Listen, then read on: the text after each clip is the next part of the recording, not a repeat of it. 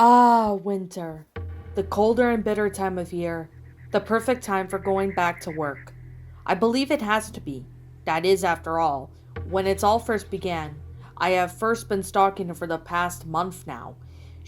Was a mother of two children. Her husband died last year after taking his own life at his job. It was quite impressive, to say the least. She did find another man sometime after that. However, they lived happily together in a small house at the end of the street. She was next. She wouldn't know why she was next, but she'll understand. Everything dies. I am merely speeding up the progress. Dressed up as an old guy in a red, bright as the hair upon my head, I gripped my preferred tool tightly. My green eyes filled with nothing but determination of bloodlust. My face was twisted into a mask of malice. That was a metaphor, folks. A year of poetry taught me that one. I made my crossing across the lines of the pavement, passing by the neighbor diner. Canines sensed my presence and howled into that good night. It was music to my ears, but if only there were a scream, it would be sympathy, like a soothing Mozart piece, or perhaps a classic batch of Centennial. I opened off the window of the back of the house. Christmas carols filled the empty air. It was Jingle Bells, to be exact. This only made sneaking up on her easily. My heavy winter boots did not make too much noise, thankfully. Hidden in the shadows, I watched as she finished up tidying the tree that they had just only put up moments before the family left to the store to get something for Mom. I remember hearing one of those little boys said, after she was done with the night rather nicely put together, I must admit, tree, she sat on the chair in front of the deck they used for their personal computer. Unlike the one I had in my own house that nobody dared enter, I walked a few steps closer to her. There was no time for much reaction, for she caught me at the corner of her eye through the reflection of her computer screen a tad too late. When she turned around, she was quickly met with a golf club to her face, spiraling her out of her chair with a loud thump on the ground.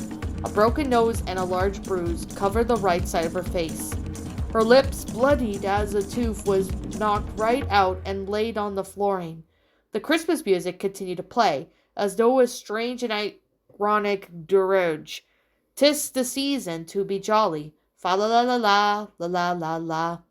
I grinned widely, and even hummed along to the deck the halls, a loud tapping the palm of my hand with the cold steel as I slowly raised my murder weapon once more, aiming straight for her nose. Instinctively, she held up her arm, bawling her eyes out pathetically.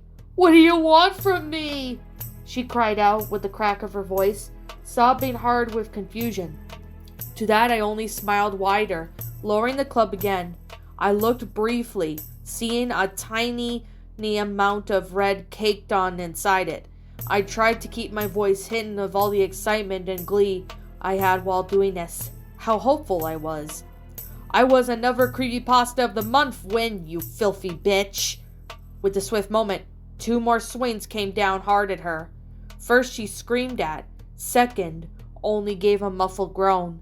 Lying in the pool of her own blood, she gave a small twitching movement. I smiled a little more than that. Panting again, I looked at the Christmas tree.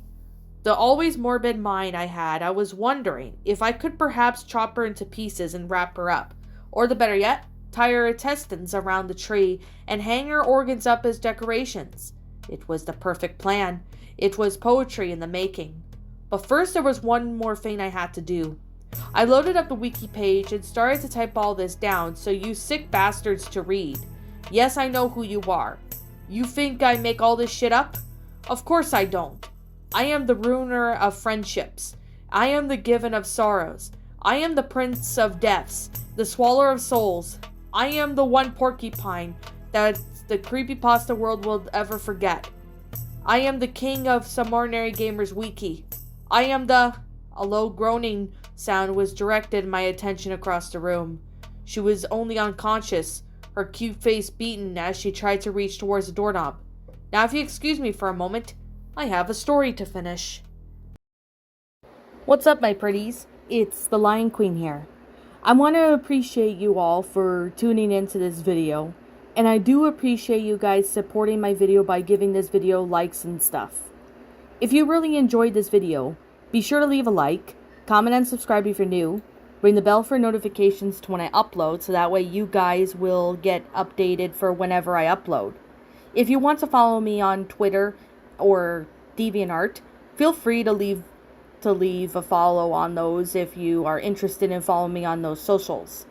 If you want to support my backup channel, known as Miss Dark Shigo, feel free to subscribe to it, as a link to that will also be in the About page section. And with that being said, and that being the case, thank you so much for watching, my pretties, and as always, please stay pretty.